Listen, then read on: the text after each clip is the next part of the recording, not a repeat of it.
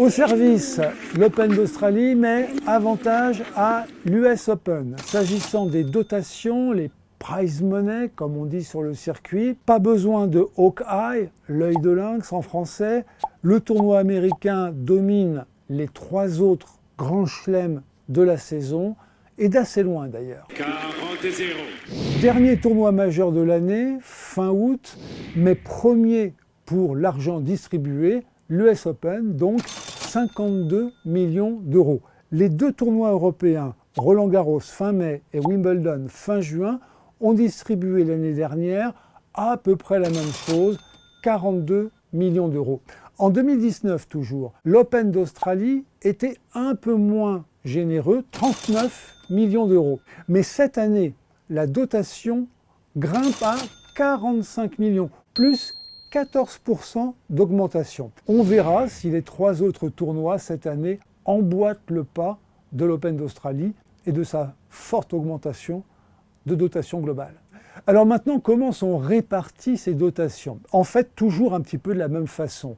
À chaque tour, 7 ou 8 selon les tournois, la prime allouée aux joueurs, aux joueuses, double. Par exemple, à Melbourne, cette année, c'est 50 000 $ australiens au premier tour, 85 000 au deuxième tour et 165 000 au troisième, etc.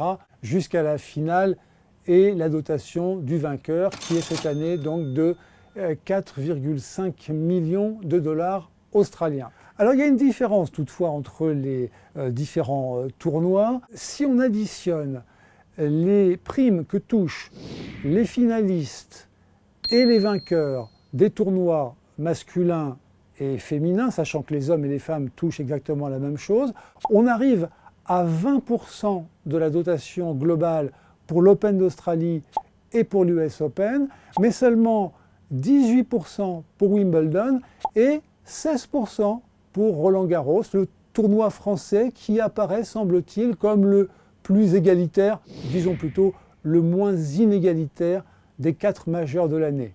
Dernier élément pour évaluer le poids que représentent ces dotations Grand Chelem dans les gains globaux, annuels des grandes stars du tennis.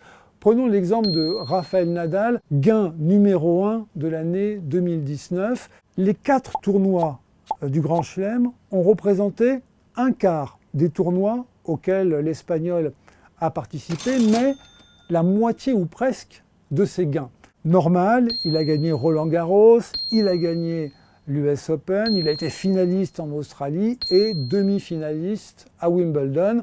Total des gains de Rafael Nadal en 2019, 16 millions de dollars environ. Total de ses gains sur les seuls grands chelems, 7,7 millions de dollars. Vous voyez, on est presque à la moitié.